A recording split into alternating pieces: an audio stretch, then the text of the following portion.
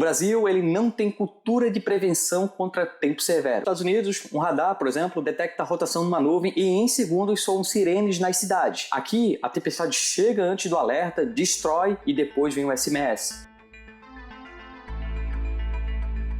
O que aconteceu em Rio Bonito do Iguaçu, no Paraná, não foi um caso isolado. Não foi apenas azar, má sorte ou obra do acaso. Foi mais um capítulo de uma história que a ciência já tenta contar há décadas, mas que, infelizmente, poucos escutam. Tornados cada vez mais intensos, cidades destruídas em minutos, pessoas que perdem tudo. E o pior, sem sequer saber o que estava vindo. E se eu te disser que existe sim um corredor de tornados no Brasil e na América do Sul que corta regiões do Rio Grande do Sul, Santa Catarina, Paraná e parte de São Paulo e Paraguai. Um corredor que, ao contrário do que muita gente pensa, não começou agora. Ele já existe há mais de 100 anos. Muita gente acha que tornados são coisas lá dos Estados Unidos, mas o primeiro registro oficial de tornado no Rio Grande do Sul é de 1921. No Paraná, o primeiro documento meteorológico que cita um tornado é de 1927, ou seja, muito antes de aquecimento global virar pauta, antes do agronegócio avançar sobre os campos, antes de radar meteorológico existir, os tornados já faziam parte da nossa história. Mas, se já existiu há tanto tempo, por que hoje eles parecem mais frequentes e destrutivos? A resposta está em duas palavras: mais gente e mais dados. Antes, os tornados aconteciam em áreas rurais e ninguém filmava. Hoje, eles passam por cidades, entre câmeras, celulares, redes sociais e são vistos. Na América do Sul, existe uma região extremamente propícia à formação de tempestades severas e tornados. Ele se estende entre o norte da Argentina, Uruguai e Paraguai, avançando pelo noroeste, oeste e sudoeste do Rio Grande do Sul, pelo oeste e meio oeste de Santa Catarina e por praticamente todo o Paraná. Em alguns eventos mais extremos, essa faixa de instabilidade ainda alcança o interior do estado de São Paulo e o sul do Mato Grosso do Sul. É um verdadeiro corredor atmosférico, onde o ar quente e úmido do norte se encontra com o ar frio polar que desce do sul, criando então o ambiente perfeito para a formação de tempestades severas e, em alguns casos, tornados violentos.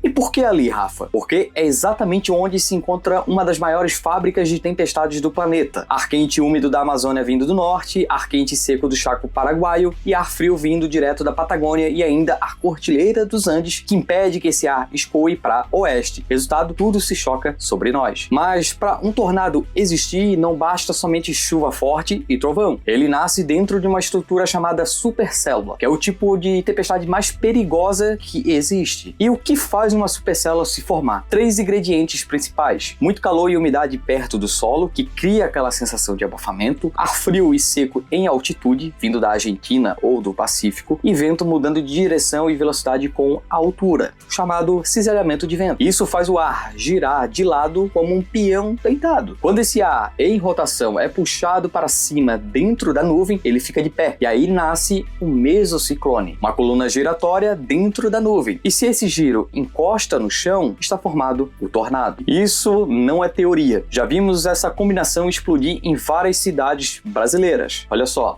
Xanxerê, ali no meio oeste de Santa Catarina, em 2015, teve um tornado F3, ventos acima de 250 km por hora, a qual resultou em casas destruídas, caminhões virados, 2 mortos e mais de 100 feridos. Já em Indaiatuba, no estado de São Paulo, em 2022, um tornado F2, teto de galpões arrancado, carros voando e a cidade literalmente parou. Já em Rio Bonito do Iguaçu, agora, sexta-feira, pleno ano de 2025, o mais recente, temos então um tornado F4. Casas sumiram do mapa, árvores foram retorcidas, caminhões tombados muito próximo da cidade e famílias praticamente sem nada. Foi tão forte que meteorologistas afirmam: se tivesse seguido em linha reta, teria arriscado a cidade inteira do mapa. Esses eventos têm algo em comum.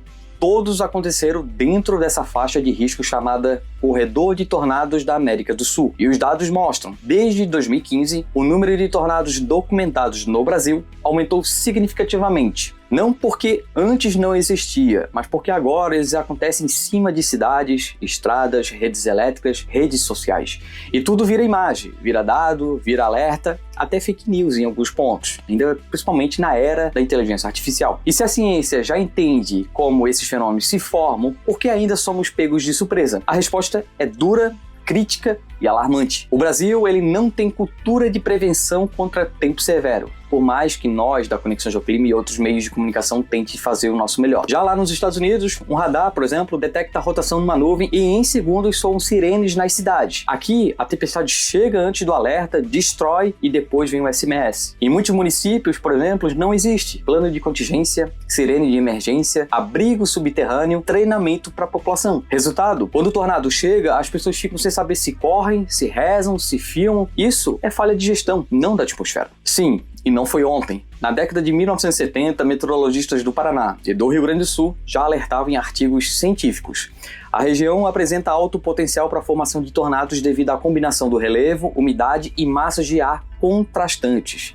Já em 1978, pesquisadores identificaram que o norte do Rio Grande do Sul, oeste de Santa Catarina e centro-sul do Paraná formam um corredor natural para tempestades rotativas. E mais, estudos antigos já registravam tornados no Paraná desde 1927 e no Rio Grande do Sul desde 1921.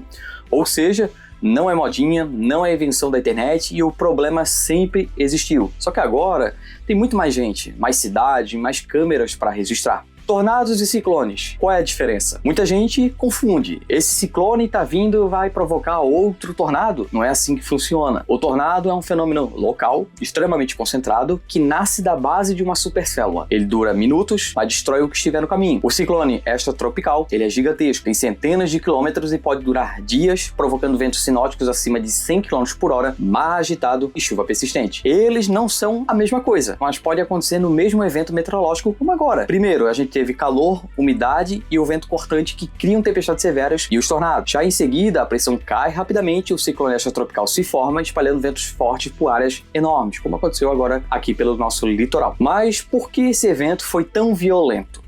O nosso meteorologista Rafael Santana explica. Segundo ele, a atmosfera reuniu 3 ingredientes clássicos para tempo severo extremo: calor e umidade abundante, é o combustível para tempestades explodirem; vento cortante em diferentes alturas, ou seja, o vento muda de direção e intensidade conforme sobe na atmosfera, fazendo a tempestade girar; e a baixa pressão formada pelo ciclone, que intensifica a convergência dos ventos. Isso gera exatamente esse tipo de cenário: granizo acima de 4 centímetros, ventos destrutivos acima de 90 km por hora e tornados isolados com potencial para F2, F3 e, como vimos agora recentemente, um F4.